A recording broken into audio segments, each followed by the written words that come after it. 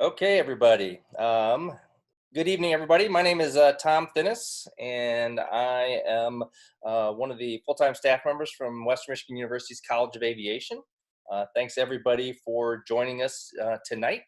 We're excited to meet with you and talk with you and get all of your questions answered.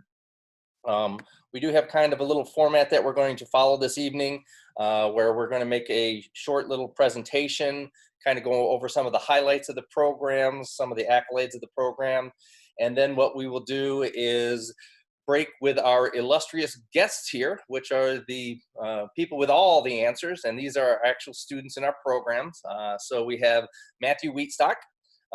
He is an aviation flight science and management and operations student. We have Trevor Thielen, and he is also a management and operations and an aviation flight science student. And then Dylan Mardoian, I think, who is also a double major in flight science and management and operations as well. So the kind of the format for tonight, we've got a fairly large group of you that have joined us here. So thank you very much. If you'd like to, you can use the chat function to kind of give us a shout out, tell us where you are from, what state and what city. We'd love to hear from where we've got everybody joining us from tonight. We also have the question and answer format. So as we move through this, we got North Aurora, Illinois. All right, fantastic. So what we'll do with this is we'll ask you if you have questions specifically about the program. Use the Q&A or the chat function, and we will try to answer them immediately, as one of the ambassadors will. And once we get through all of them, we will also come back and make sure we get all my answers. So we got Boston, Massachusetts, Dover, New Hampshire, Suwanee, Georgia, Texas, Wisconsin, Sheboygan Falls, Wisconsin, Oxford, Michigan. Hey, we got at least one person from Michigan. Colorado, another Beverly Hills, Michigan, Phoenix, Arizona, Plainfield, Muskegon, Indiana, Seattle, Midland, Rochester, DeWitt. So fantastic. We got people from all over the United States joining us. So love to see all those people. So what we're going to do as we jump in here, we're going to move in to our presentation, if you will. So let me just pull it up here 1 second.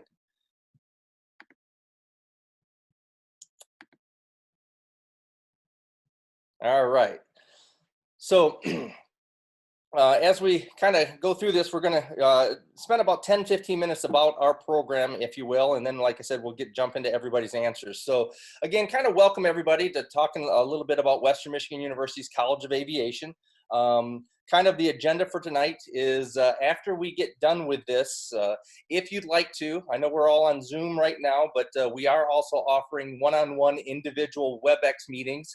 So at the bottom of that screen, you should see my email, which is tom.finnis@wmich.edu. If you want to email me, we can also set up a one-on-one meeting where you'll meet with me or another one or two of our staff members from the College of Aviation, and also one or two of our aviation students. And so we are also offering that because we know the extensiveness of getting information about aviation can be a lot, and sometimes we won't be able to cover everything in the hour time period that we have today. So we're going to give you a quick overview of the college. We'll do a Q&A, and then we'll also end up again with the email address. So if you want to sign up for one of the individualized presentation meetings, we can do that as well. We do want to kind of also start with a little bit of the accolades and success of students in our program. So in aviation, we always like to say, or in Western, we always say it's a great day to be a Bronco. Well, it's a great day to be an aviation Bronco. So if you want to read some of the success stories, like over there on the left-hand side, we got Monique Grayson. You can go to our website there at wmich.edu/aviation/alumni/blog, and you can read articles about some of our alumni, whether it's in our technical operations program or like Miguel Del Rosario or Margot Breenziga. Or you can talk about some of the people in our management operations like Eric Epplett or Scott Warner, and then some of the success out of our aviation flight science program like Monique Grayson, who graduated I think in 2012 or 13, went to Endeavor Airlines for a while, and now is a first officer at Delta Airlines. And you can look on her face that she's having a miserable time.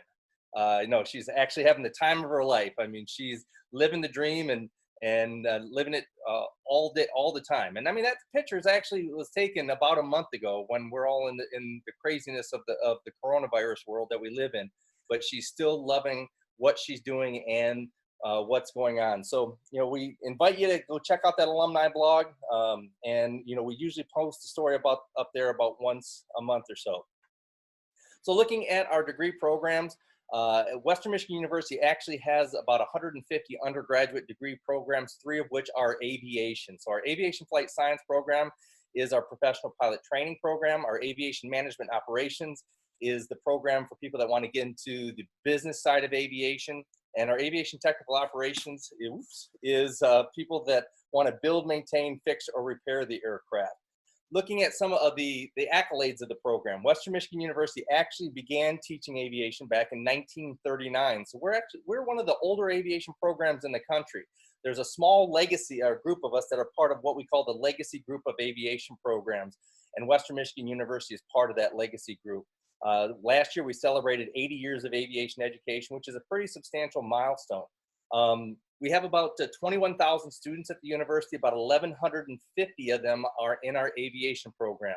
So it does make us one of the larger aviation programs in the country. And you can sit there on the screen and you can see how it's broken down. About 70% are in flight, 20% are in management, about 10% in our tech ops program. Now, size isn't everything as far as the measurement, but it does come with some of the perks. You know, so being a fairly large aviation institution, and a program does bring in a lot of industry reputation and recognition and involvement, which we think is a really big, strong strength of our program. We have a very, very good industry reputation. And if you do some Google searches out there, you'll see us anywhere in top 5, top 10% of the programs. We're pretty, you know, we're biased. We like our program. Hopefully, you know, as a student, you will like it too. But it's not uncommon for us to hear that we're in the top 3. Again, some of that is subjective out there. We understand that. But when we've talked to some executives from some of the larger main carriers that are out there, they usually, in particular, I was talking to a VP for Delta Airlines several years ago, and that VP talked about when they mentioned aviation programs or talked about aviation programs to prospective students, they mentioned 3 programs. Western Michigan University was one of those 3. For us, that's a pretty good accolade. The other big accolade is Western is one of 3 programs in the United States that is partnered with both Delta Airlines and United Airlines. We're a Delta Propel school, and we're also a United Aviate program. So there's only 3 of us that are partnered with both, and Western is one of those 3.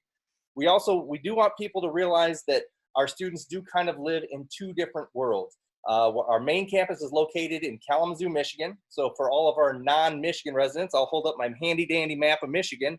And Kalamazoo is right here in the southwest corner. So we're about 2 hours from Chicago, about 2 hours from Detroit.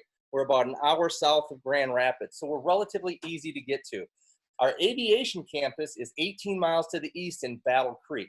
Now, any of you that live in large metropolitan areas, you hear 18 miles and you instantly red flags start flying because you're like, holy cow, it's going to take me 4 hours to go from Kalamazoo to Battle Creek. And the realities of it are that 18-mile distance between Kalamazoo and Battle Creek in southwest Michigan does equate to about a 30 to 35-minute commute. We have an aviation shuttle bus that helps to get our students back and forth.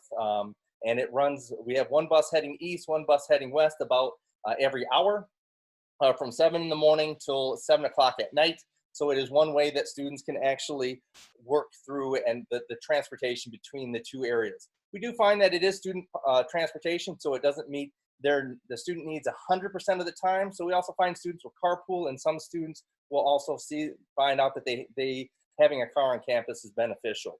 We're very excited about this at Western Michigan University. We have a $22 million expansion that is in the works right now. We do anticipate that opens in spring of 2021. With the current situation in the world, construction has stopped, but we're still anticipating that we're going to be able to make some of that time back up when we do start construction back up here soon. So we're hoping that we get back open by spring of 2021, if not possibly summer of 2021 as well. So looking at our flight science program, this is our professional pilot training program. And the program itself is designed to take people through their private, their instrument, and their commercial license. So we can take people from 0 hours up to about 200 to 250 hours of flight time. We do train at the Part 141 level. And because the majority of our curriculum is aviation, you combine those two things, we do qualify for the restricted airline transport pilot's license at 1,000 hours. So what that means is that you finish up the curriculum with about 200 to 250 hours of flight time. You then have to build time up to 1,000 hours. Most of the students will do that by becoming CFI, a certified flight instructor. And then once they get to 1,000 hours, they can then get hired by a regional airline, and that's their first airline job. I mentioned already the fact that we are one of 3 programs in the country that is partnered with both Delta and United. We think that's a strength. And we want to talk a little bit about the current state of the industry. Now, there's 2 ways that we look at this now. We look at this pre-COVID and then post-COVID. Currently, pre-COVID, what we had was a very, very vibrant, dynamic hiring situation. The demand was incredible, which means that as soon as people got to the 1,000 hours, the airlines were coming in, hiring them. And that was great. That was a very, very strong positive, but it did create somewhat of a bottleneck in our flight training end of things. And it did create a certified flight instructor shortage. So what we chose to do at Western and the process that we have following is that basically what we are doing is not guaranteeing a flight start for students their first year. Now, guaranteeing and actually flying are 2 different things. What we would rather do at Western is to underpromise and hopefully over-deliver, which we have done over the past 2 years. But what we'd rather do is be upfront, tell you that that we will not guarantee you a flight start, but understand that we're doing everything in our power to get you flying as quickly as possible. Now, post-COVID-19 may be a little bit different. The industry, we still know that there's going to be a tremendous amount of pent-up demand that's out there. The pilots are still timing out every single day. So we have an aging population of pilots. But we do know that some of the regional airlines have postponed their hiring classes for the next several months. And so things have been pushed off. That may actually create a positive environment for us in the training end of things, because we may retain flight instructors a little bit longer, and that may help us to deal with some of the backlog of current flight students that we have. And we'll talk a little bit more about that in a second. We also do want to talk a little bit about flight fees. So the cost of learning to fly at Western. Again, the curriculum is made up of the private, which has 2 courses in it, the instrument rating, which has 1, and the commercial multi-engine single engine add-on, which has 2 labs. So there's 5 labs that are built into this. When you look at the cost of the flight curriculum, you'll see that we come up with a total estimated cost, which is roughly about slightly over $68,000. Now, what we have done at Western Michigan University is we have taken the cost of learning to fly in a Part 141 environment, and typically to finish all of those courses in a Part 141 environment, a student will finish with about 190 hours if they hit all the minimums. But typically, very few people hit the minimum. So what we have done in developing our flight fees is we've taken the minimums and we've added in a 10% buffer. And so that gives people a little bit of wiggle room in there. Now, we've also taken in all the additional expenses that people may incur when they learn to fly. You're going to have a headset. You're going to have charts. You're going to have the E6B, which is the little handheld personal computer, which is kind of like a slide rule. You're also going to have FAA check ride fees. You're going to have FAA tests. And we've gathered that all together, rolled it together, and that's where we've come in with this total estimated cost of flying, which is slightly over $68,000. Now, what we want people to understand is that students can have a distinct impact on the cost of the flight training, either positively or negatively. Positively by students that are very highly motivated, dedicated, committed to their flying, don't take a whole lot of breaks in their flight training. We've seen students come in $2,000 to $8,000 less than the total estimated cost. On the flip side of that, we've seen people that maybe are not as motivated with their flight training. They take a lot of unnecessary breaks in their flight training. We've seen people spend $5,000 to $10,000 more than what we estimate. So, but we want people to be kind of aware of those. And again, these flight labs are all on our website as well, if you have additional questions on it. Requirements for flight training. There are some very specific academic requirements as well for people to learn to fly. Now, bridging off of what we talked about, not guaranteeing a flight slot, we still want people to be aware of that there are mechanisms in place for students to be considered for a flight slot, even as an incoming freshman. So you see that right here. So looking at an incoming freshman to be considered for a flight slot, you have to have a minimum 3.0 high school GPA. Now, Western Michigan University is going to test optional for the fall and probably more than likely in the foreseeable future. So you're going to see the minimum ACT and SAT go away. So what we are then going to look at is going to be your math placement exam, which when you come to orientation as a student, when you come to orientation, part of what you'll do is, prior to that, is a math placement exam. And so you have to be in at least Math 110 or higher. Now, realistically, looking at the previous 2 years, and again, we'll talk a little bit more about this in a second, is by not guaranteeing students a flight slot, they may not fly that first semester. So that first semester gives you the opportunity to really build up and increase your overall WMU GPA, because in order to be considered for a flight slot as a Western student, and then also to maintain a flight slot, and that's the kicker too, is maintain it. You have to have a cumulative 2.75 WMU GPA and a 3.0 GPA in your aviation courses. Now, it is getting fairly competitive, so what we are telling students is forget about the 2.75, focus on the 3.0 GPA. In that the success that you have academically can actually push you up on our prioritization list. And so this then leads us into how do we prioritize a student with their flight slots? We prioritize based upon two primary things. One is the number of academic hours that you have successfully completed. So if you're coming in with AB or IP or dual enrollment classes, that can actually elevate your placement on that prioritization list. And also looking at your academic performance, whether that is your high school GPA, if we have flight slots available for incoming freshmen, or looking at your WMU GPA. So if you aren't flying that first semester, what we would strongly encourage you to do is get as high of a GPA as possible, because that can push you up on the prioritization list as well. And at the very bottom of the page too, you'll see a website which will take you to our flight app page that you can actually go to and see what our flight application looks like. And it does have also the academic criteria in there. We do, in aviation flight, there is a medical that is required. We do require our students to get at least a second class, but we strongly encourage them to get a first class. And again, there is information on our website about this. If you're in an area outside, you can also find, you have to go to a licensed aviation medical examiner or an AME to find one. You can see the website at the bottom of this page as well.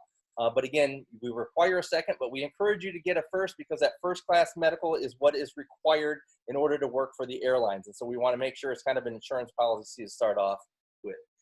And then lastly, again, as far as when will you start to fly at Western, our goal is to underpromise and overdeliver. And our goal is to get you flying as soon as possible. We have an ulterior motive out there to get you flying before you, to get you flying as soon as possible, because the quicker we get you flying, the quicker we can move you through the curriculum, the quicker we can move you through the curriculum, the quicker we can make you into a certified flight instructor where you could potentially get hired in at Western.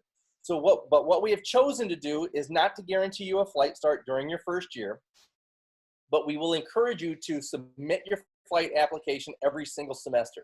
If you do not submit your flight application, we are not aware that you are interested in being considered for a flight slot. So submitting that flight application is pivotal and very important every single semester until you get that flight slot. So when you come in as a freshman, submit that flight application for fall. If you don't get one for fall, submit it for spring. If you don't get it for spring, submit it for summer 1. If you don't get it for summer 1, submit it for summer 2. Looking at the previous 2 years historically, Western Michigan University has actually been able to accommodate all students that were academically eligible and had submitted a flight application sometime either fall, spring, summer 1, or summer 2 semester throughout their first year.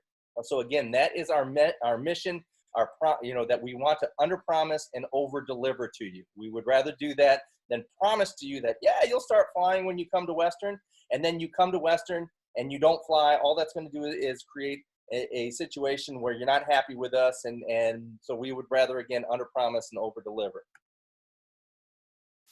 So looking at some of the career outcomes, we have great industry involvement at Western Michigan University. So we have our annual Aviation Outlet Day, which we host once a year, where we have anywhere from 40 to 50 companies that come in. It's a career day, and they're designed to engage and interact with you as a student or a prospective employee.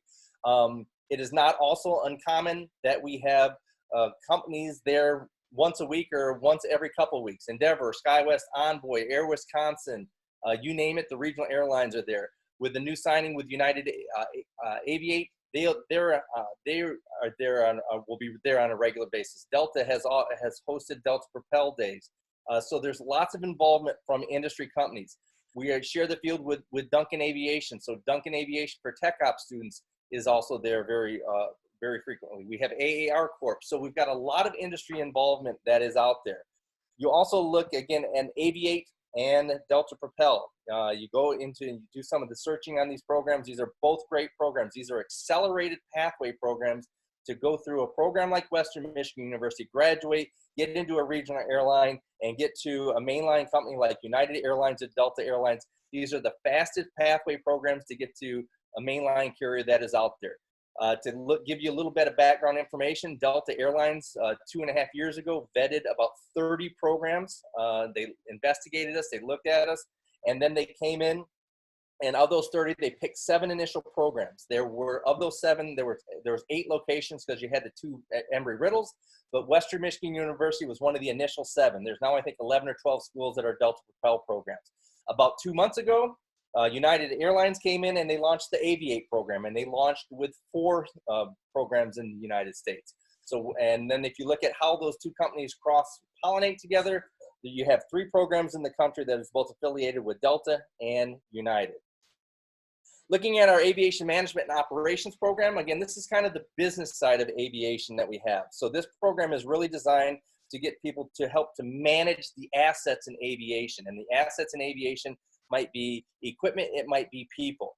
So people in this particular career path are looking into airport management, airline management. Sometimes they want to specialize in something, so there are some minors that accentuate this, whether it's supply chain management, business analytics, or maybe leadership and business strategy. There's an airport emphasis that is already built into this particular curriculum, so that somebody by taking the curriculum, they can actually get some of the airport's emphasis out there. So again, you look at the career opportunities in this particular career path, and what a lot of people don't realize is that where piloting get a lot of the press, for every 1 pilot, there is about 5 to 7 people on the job that are necessary in order for that aircraft to take off.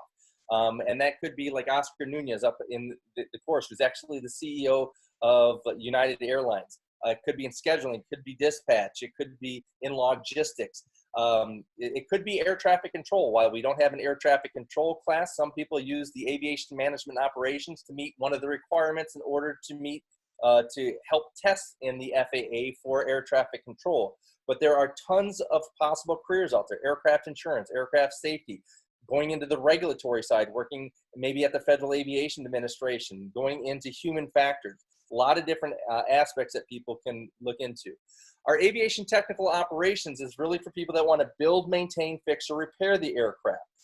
Western Michigan University is fairly unique in this, in that our program is built into our program is all of the technical courses that you need in order to qualify for the FAA airframe and power plant license. That's the FAA license that allows you to work, maintain on any aircraft.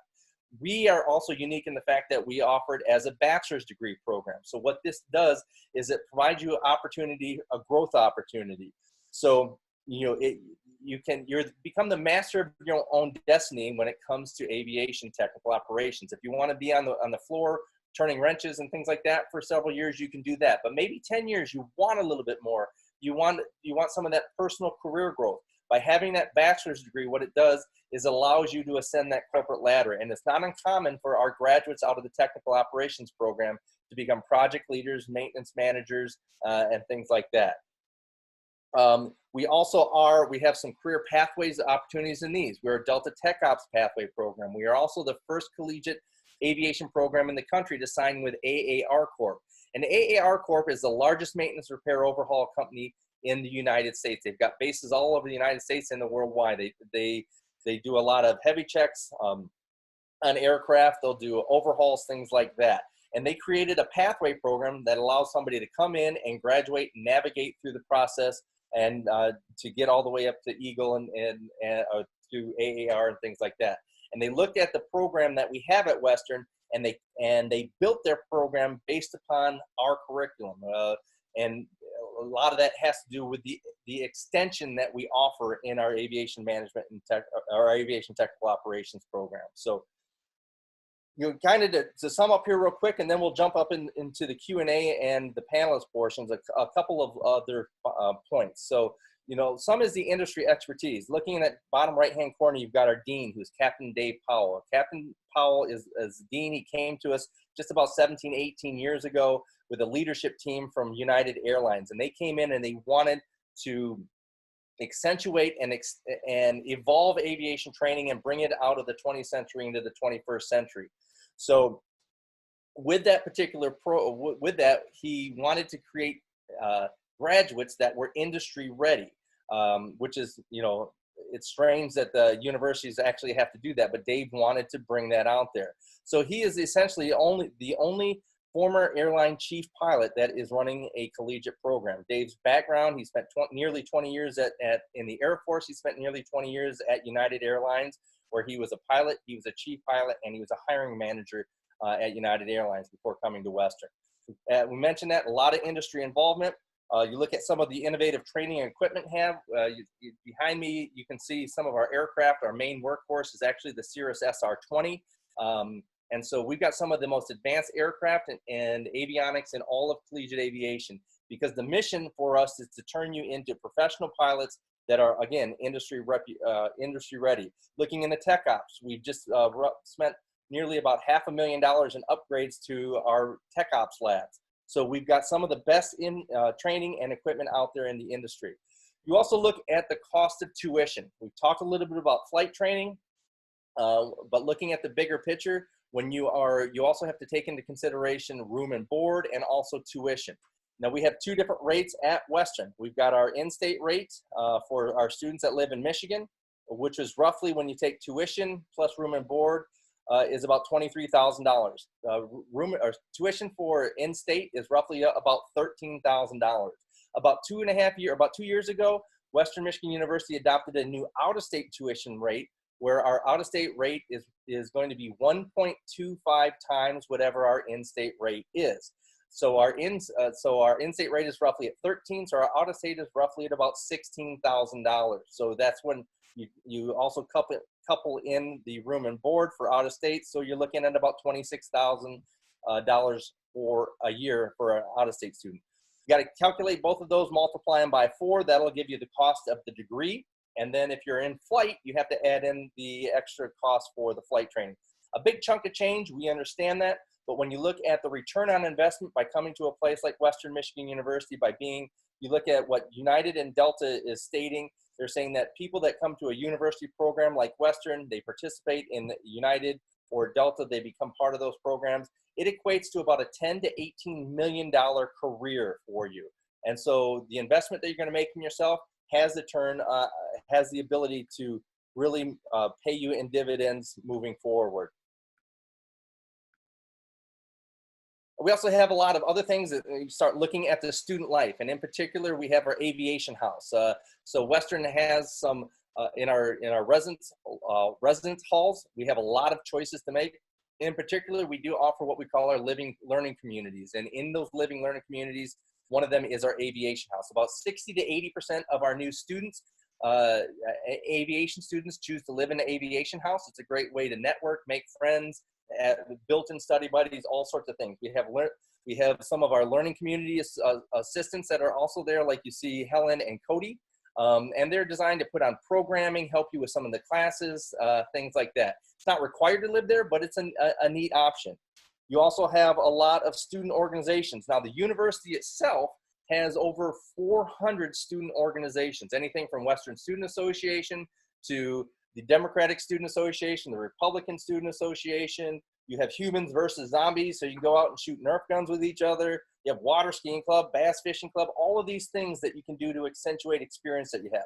But we also have 12 or 13 aviation-specific student organizations, anything from the Alpha Ace Club, Alpha Eta Rho, National Gay Pods Association, Organization of Black Aerospace Professionals, Sky Broncos, which is our competitive flight team, Women in Aviation. So we've got a lot of student organizations that are designed to help accentuate and network and make your experience that much even better at Western Michigan University. So with that in mind, we're going to jump into some questions here. I see some of them have been asked. I think Dylan, Trevor, and Matthew have been answering some of them also through the chat functions. But I also, before we leave this presentation, I do want to put up my email again. So I know I went through things relatively quickly, but I do want to give our student ambassadors and our students opportunity actually to chat with you and talk to you a little bit about their experience. But I want you to see my email again. So if you want to set up a individualized private presentation with us and the students, we can also do that. So just all you'll do is just email me, tom.finnes, so tom.t as in Tom, HINNES at wmich.edu, and we can get those scheduled over the next couple of days. So with that in mind, let's see. Let's go down here and look at some of the questions that we have. Hey, Tom, I have a question in the Q&A if I want to speak in real quick. Is that all right? Okay, so the question, does Westin offer summer flight availability and are the cost per hours any different? Is that the one that you want to answer, Dylan? Yeah, so as of right now, we do not allow freshmen to start their summer before coming to Western, but once you do go through your first year at Western, you are able to do that summer. Once you do get a flight stop through us, we highly recommend you staying throughout the summer because that's when the best times are for flying. And here it says the cost hours aren't any different for flying. In that flight fee sheet Tom showed us earlier, there's no like fluctuation in fees for that just for summer. Those are fees year round.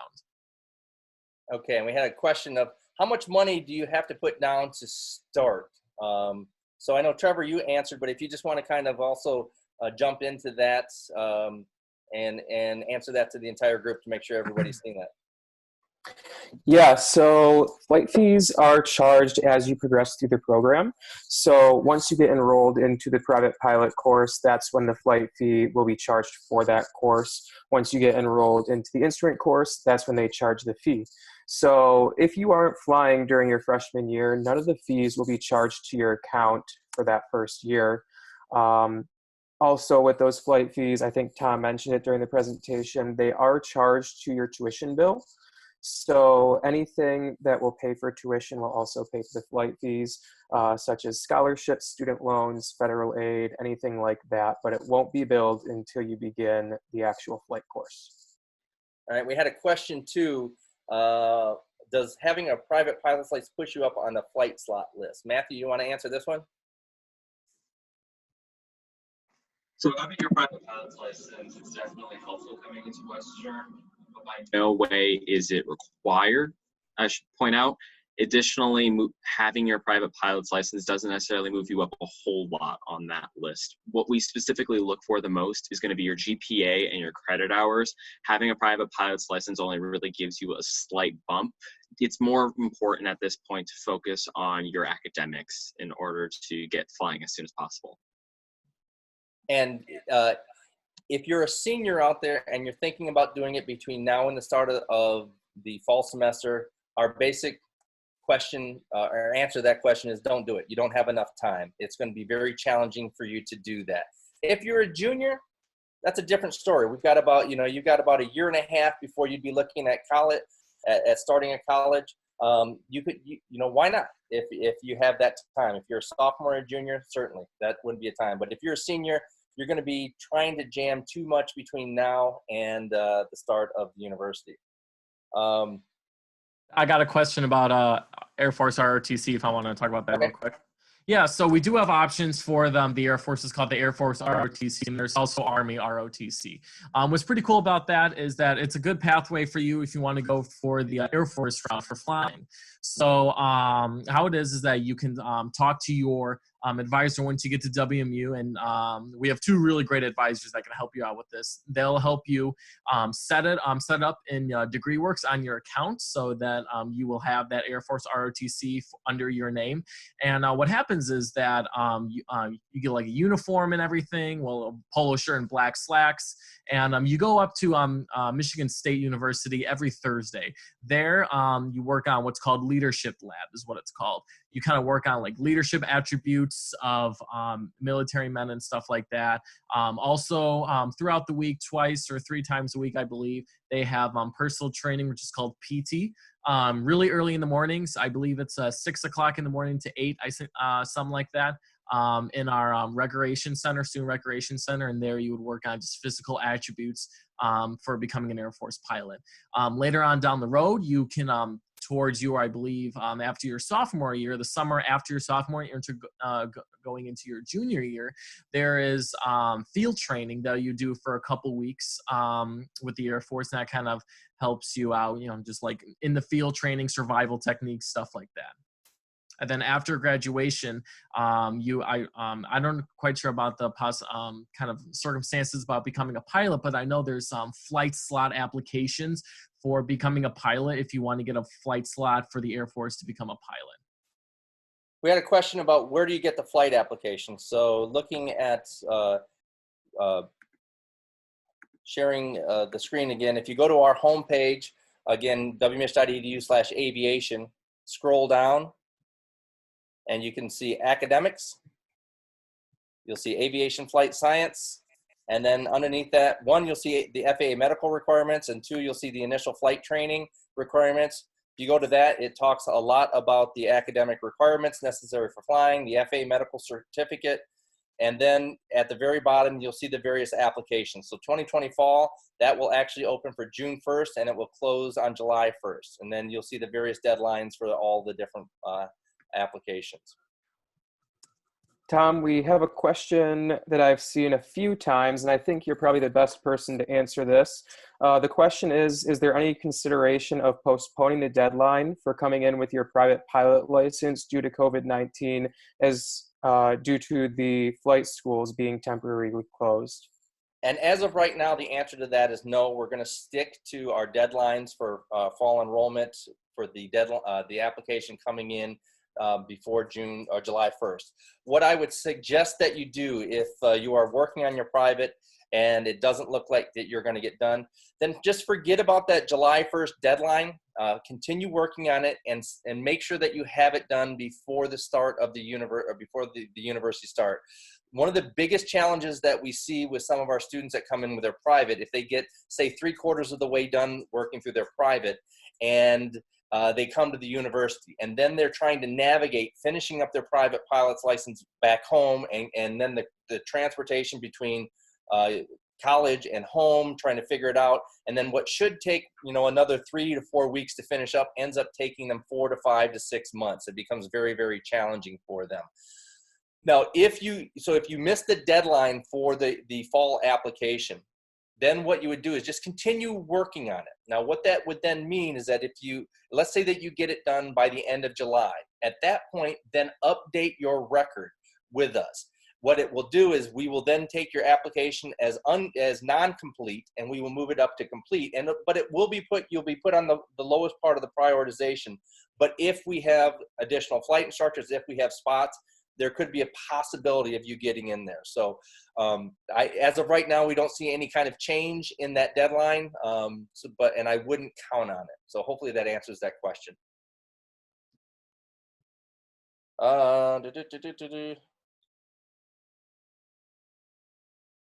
So what is the impact to our flight degree program if you cannot fly the first semester? So Trevor, why don't you answer that? So if you're not flying that first semester or two, how does that impact you? That is a great question, one that we get a lot.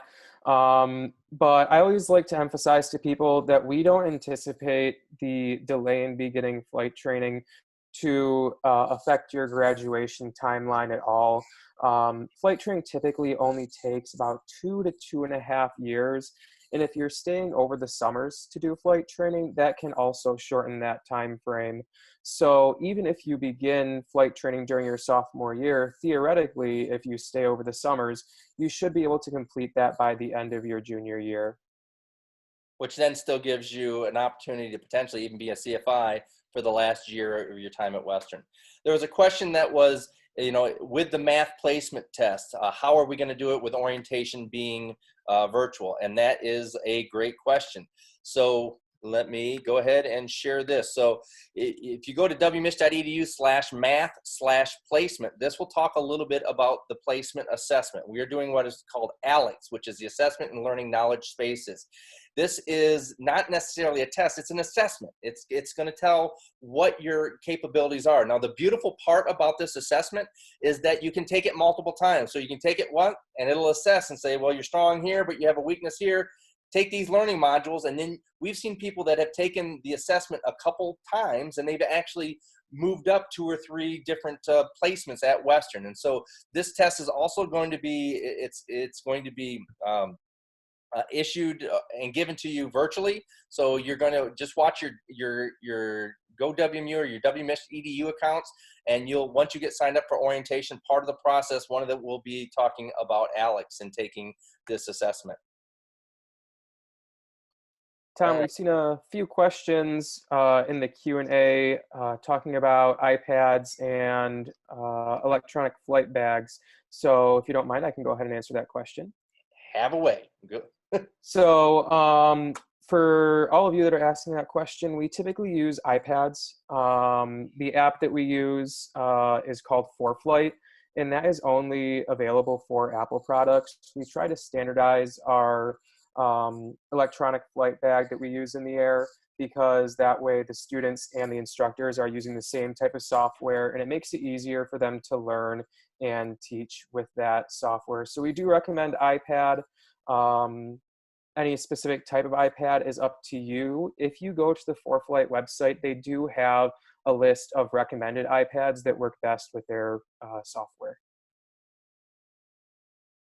Hey, Tom, we have a question in the chat about if someone is currently working on their private and they know they'll not finish by the time school starts because of COVID, should they not apply for the fall? Do you mind if I answer that? Go ahead.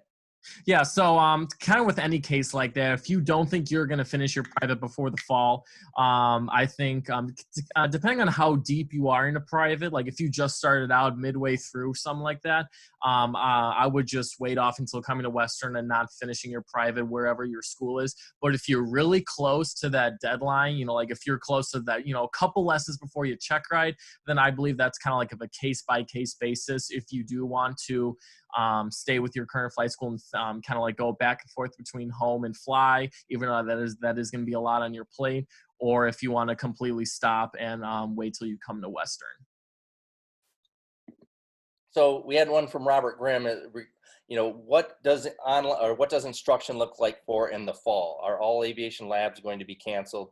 How does the COVID situation impact us? So as of right now, we are still going forward as if we will be in person by the fall. Decisions at the university have not been made. Summer 1, the academic coursework is all distance learning. The labs are also on hiatus because Michigan currently is on a stay-at-home order until May 15th. But the leadership at the College of Aviation is working very hard and diligently to be proactive in this and putting into place the mechanisms so that when we can get back to working in our labs for our tech ops students and when we can get back to flying, we can do that as soon as possible. Is it going to look differently than it did 6 months ago? Absolutely. Does that mean that you're flying with a space shield? Possibly. Does that mean that you're coming into the campus with a mask on? Possibly. But do understand that we are working towards that. We are again being as proactive as possible to get those pieces in order so that we can get back to as normal as possible with that. But as of right now, we are anticipating And maybe we do go, our academic courses are online, but maybe we get the okay to fly and to work in the lab. So it could be a hybrid. It could be a mixture of both. Again, everything's kind of up in the air right now, but we are working on those various scenarios. Tom, another question that I see in the Q&A, what fall classes do we recommend taking for freshmen? For that, you'll take a good mix of aviation courses and the related coursework. Typically, we'll see incoming freshmen taking Intro to Aviation, possibly Aerodynamics and Performance, or Intro to Airframes and Systems and Power Plants. Some students will also take the Intro Physics class, communications class, and maybe a couple gen eds for your freshman year. Someone asked, is there any time in mind for orientation? So orientation has gone virtually, and if you sign up for orientation, you will get notification, and so it will be done all virtually. It'll be done distance learning, but those will open up in June and run through the month of July, just as they are. And part of that orientation does involve a meeting with our academic advisors, signing up for classes and things like that. Could I answer a question about what's the best advice for incoming freshmen? Absolutely. Awesome, cool. So me personally, I came from a high school right into college. So that was I mean, obviously for most likely everyone, that's a pretty big jump. You go from living with your parents or your guardians most likely to fully out living on your own. I mean, that's a pretty big change. One of probably the best advice I can give is just be willing to make sure that you kind of get all your schedule in order and be very organized. That's probably where I'm going with this. Because if you're organized, that can definitely help you out with planning later on, doing homework, and overall just being organized will make you a much better student coming out from high school into college. Definitely, for sure. So then there is a question, can you please speak to the career prospects for graduates of the Aviation Tech Ops program? Are jobs readily available? Trevor, you want to answer this one? Yeah, I can answer that one. One thing that we're really proud of about our Tech Ops program is this last year when we did a study of all of our graduates, our aviation technical operations graduates actually had a 100% job placement rate within 6 months after graduation. So it goes to show that the industry is in high demand of tech ops people.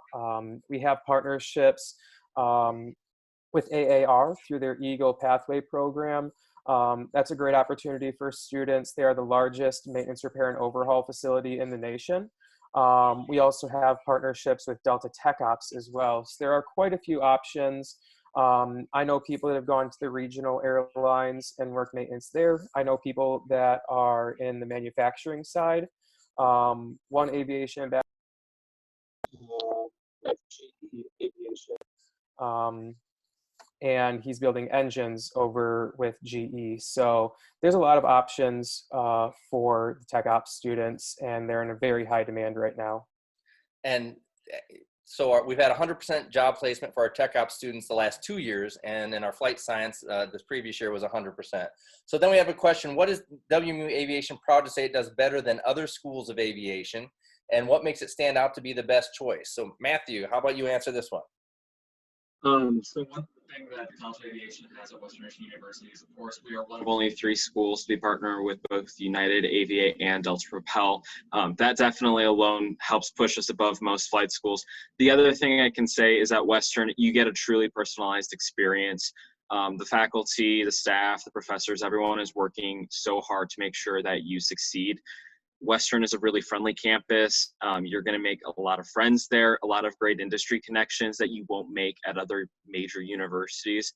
And above all else, Western is just, honestly, it's one of the best flying experiences you're ever going to get in the world. With our Cirrus SR-20 aircraft, we offer the most advanced collegiate aviation fleet out there, with our Avidyne R9 system, specifically full flight planning system, everything you're going to need to know for a modern aircraft. We're not flying airplanes built in the 70s. We're flying airplanes that are built in this decade. So it's definitely going to help push you and set you apart from others, knowing like, hey, this is a modern airplane and I have all these great industry connections that I can go up and say like, hey, I want to fly for your airline. Can you write me a letter of recommendation? So, and then we question, Brooke asks, are all aviation classes at Battle Creek or some at the main campus? Dylan, how about you answer this one?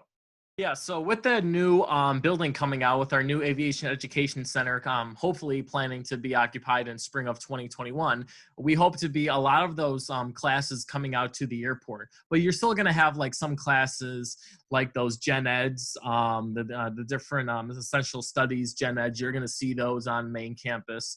But a large chunk of those aviation classes obviously would be on our new Aviation Education Center, because we've went up to like 10 classrooms instead of normal 4 from what we had from the first Aviation Education Center. So we definitely want to immerse our students in that airport aviation field. I mean, because you're majoring in aviation, you want to be around that. And that's kind of what we're getting at with this brand new Aviation Education Center, to immerse you in that aviation field and be taking those classes at the airport. And also, Tom, the next question about tuition rates lowering, I think that you would be a pretty good one to answer that one. So what I pulled up here too is this is just our flight science curriculum, and you can see the majority of this are aviation courses. There are a few that are related courses, and then a few general education, which will be moving into what we call essential studies. So you can find those course listings, again, under academics, aviation flight science. You can go to technical operations and also see the curriculum list. And with the majority of aviation courses we have, Dylan's exactly correct, that a good majority, once our new building is online, hopefully within the next year, we're going to see probably, I'd say about 95% of all your aviation courses are going to be out at Battle Creek. There'll be a few that are on main campus. So looking right here, you see Intro to Aviation, AVS 1200. That is a larger survey class. That will still be on main campus. We're probably going to see aviation law on main campus. But for the rest of these courses, you're going to see it. The only one that might be a little bit different is going to be our management and operations degree. You look at the curriculum on this one, and you still see a good chunk of aviation courses. But then you see these ones down here: accounting, business, CIS, computer information systems, economics. So these are the business-related courses, and those are going to be on main campus. And so with the aviation management and operations, we're going to see about 50-50. But it's still kind of cool because with a new building, we're going to see our management and operations students out with us. And for I've been working for the College of Aviation for 10 years, and we didn't get to see a whole lot of our management and operations because most of them were on main campus. So we're very excited about that. So the question, if we do end up doing distance learning in the fall, will we have to pay room and board, and will the tuition rates lower? So if we are doing distance learning, no, you will not have to pay room and board because you're going to more than likely be probably staying at home. So that wouldn't be assessed. Using this past semester or spring semester, those students that were living on campus when we went to the stay-at-home order, the students that were in the residence halls at that time, there was actually refunds issued to them for the remainder of their room and board. So the university refunded that money. The cost for tuition, we anticipate that probably will stay the same. The Board of Trustees at Western Michigan University just announced last Thursday, we had our Board of Trustees meeting, and the announcement was made that we will not be even raising tuition. So the tuition will be staying the same for 2019-20 for 20 and for 2020-21. So while there won't be any discount for distance learning, the tuition won't be going up either. And that in itself is truly a benefit. So what type of job opportunities are available at Battle Creek? So we have a lot of student jobs at the university. I'm going to kind of give an overall picture, and then I'm going to let the three students actually talk about it. But there are thousands of jobs at Western Michigan University, anything from working in the athletic department and working for athletic facilities, working for dining services, working for residence life, working in for the Office of Admissions, being like a university ambassador. At the College of Aviation, we have about 100 jobs that are out there, and I'll let Trevor, why don't you talk about them, as kind of, you're a senior now, you've seen a whole lot of things. So yeah, there's quite a few jobs that we have specifically with the College of Aviation. First one I'll talk about is the Aviation Ambassador. That's what me, Dylan, and Matthew are. We kind of give tours around the college. We speak with prospective students, just like we are right now. So that's a really great job if you love meeting new people, love talking about the program and showing it off to everyone. We have our student dispatchers. The student dispatchers are the ones that are assigning aircraft to students. They are checking them in and checking them out, the times, sending them to maintenance, kind of keeping track of all the aircraft. We also have our line services department. They are the ones that are moving the aircraft around. They're taking them in and out of hangars. They refuel the aircraft, clean the aircraft, different activities like that. We also have a couple of student schedulers. They are the ones that schedule the aircraft and take all of the schedule requests from our instructors, and they put it into a cohesive schedule at the end of every day, so that we have a flight schedule for students. And one of the things that we do with all those jobs is at WMU, there's something called Handshake, and that's where we post all of the student jobs. When you come to the university, part of your orientation, you may learn a little bit more about Handshake and logging in there and checking student jobs. We also, at the College of Aviation, my colleague, Raina Cook, who I've been working with for probably 3 years, she puts out a weekly email blast to all the students, and in there will be, jobs for internships and job opportunities and scholarships. But also, when there are student jobs out there, she is promoting them through there as well. So you keep your eyes open and your ears open. A question from Joseph: what do you think will happen to the aviation industry post-COVID? Will it crumble after so long without anyone flying, making it hard for new pilots to find jobs? So with that one, I'm going to play the best soothsayer that I can. I'm going to look at my crystal ball and kind of give you the best answer that I have. And I think it will survive. Will it look, and it will survive probably stronger than it entered. Much like it did after September 11th, the aviation industry did not go away. It declined for a little bit, but it actually rose like a phoenix, stronger than it was. We do know, looking at the data, the demand isn't going to go away. There's not a surplus of pilots out there filling these positions.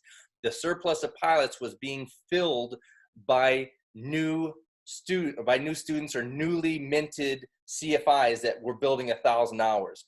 Back in the 80s, 90s, maybe in the early 2000s, you had a lot of surplus pilots out there that didn't have a job. That's not the case now. So we anticipate that it will come back and it will be just as strong. United, the Aviate program is not going away. We are offering opportunities for students to engage with United Aviate, because they're still they're going to need to cultivate you. And looking at that, many of you are seniors, there's a few juniors out there. What's that going to look like in 4 or 5 years? All the data out there shows that the demand that we have in aviation is for the next 20 years, that this demand is going to go on. Now, will it slow up a little bit? Yeah, it will, more than likely. I mean, we've seen the postponing of some of your hiring classes with some of the regional airlines, but in the long run, while that slows up the hiring, it may help us in the training end of things by the fact that we have CFIs for a little bit longer. We're not losing them as quickly. So personally, I think, will it change? Yes, slightly. But will it come back? And my answer to that, my speculation is absolutely yes, it will. Do you guys have also, Tom, if I want to add on to that, I saw a news report a couple days ago. Obviously, like Tom said, the aviation community is going to come back, even though it might take 2 or 3 years to recover from this. But like Tom said as well, we are going to come back stronger than ever, in my opinion. And the other end of things, while passenger flying may have reduced, we've seen increases in other areas. Cargo is going like gangbusters. So like, everything is old is new again, and if you don't like it, it's kind of like the weather here in Michigan. We have a saying that if you don't like the weather, wait 10 minutes, it'll change. And that's kind of, maybe the same thing in this. So I did see, I know we answered, someone says, do I have an opportunity to be a CFI and instruct at Western once I get through all of my flight training? And the answer to that is, Trevor, since you're so close, we'll let you answer that one. Yeah, so as far as becoming a CFI at Western, we need as many flight instructors as we can possibly get. So if you finished up your commercial single engine and you're working on your CFI, you can 100% be hired while you're still a student at Western. I'm in my senior year right now, and I'm working on my CFI training. Once we get back to flying, I hope to get it done relatively quickly, and then I'll be hired at Western to work as an instructor with students. The cool thing about becoming a CFI at Western and doing your CFI training at Western is that we offer a lot of scholarships for it. We have what's called the CFI Scholarship, and it's offered every semester. And that can cover about 50% of the flight fees that are for that CFI training. It can cover even more than that as well. I believe this previous spring semester, we actually awarded 9 $5,000 scholarships for that CFI training. So there's lots of opportunities for CFIs, and we're offering lots of incentives because we could definitely use you. And so on the share page right now, one is if you go to our jobs and internships, become a WMU flight instructor. And some things that I like to point out is we pay pretty darn well. When you look at the industry, we are on the higher end of the pay scale for all collegiate flight programs. You can start out at $20 an hour after 350 hours of initial instruction, and that includes flight time, ground time, and simulator time. So 350 hours is very easy to rack up. We bump you up $6. If you become an MEI instructor with us, we give you another $5. So you could be topping out at $31 an hour, which is not too bad.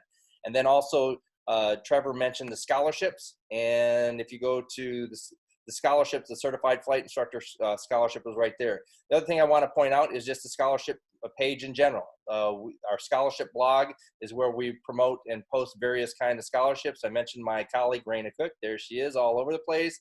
We have our internal scholarships. So for you students that are starting in the fall, our internal scholarships will open up in December. And with a deadline usually of middle of January. And then we also have a huge resource page that you can go in and look at as well. So we are about 2 minutes over. We're going to answer these a couple of other little questions. So Joseph asked, how do you handle student pilot incidents like runway incursions? We are a training operation, so incidences do happen. We take care of them. It's built into your flight fees, so it's not like we are going to charge you. Sometimes students do a prop strike. Sometimes students land too hard and they crack landing gear. That is all built into the maintenance and the upkeep of our aircraft. It's not, we will not give the student an extra bill for that. So that is already built into it. We also have something called ETA, not ETA. We have KSARS, which is our Collegiate Aviation Safety Reporting System. And any student, faculty, staff, anybody at the college, anybody associated with the airport can actually report something that is viewed as safety, because we take safety paramount. In the 80 years of aviation at Western, we have never had a fatal incident in an aircraft. So, we work very, very hard at trying to maintain that. But we do have runway incidences from time to time as well. Is there going to be a recorded version of this webinar? Because I came in late. And the answer to that is yes. It will take a couple days, but our fantastic representatives through the Office of Admissions will be they will be transferring this, and it will be on if you go to WMU Office of Admissions YouTube channel, you will find this one as well. Also, I'm going to put my email address on there once again. So if you want to set up an individualized meeting, you can do that as well. So my email again is tom.finnis@wmich.edu.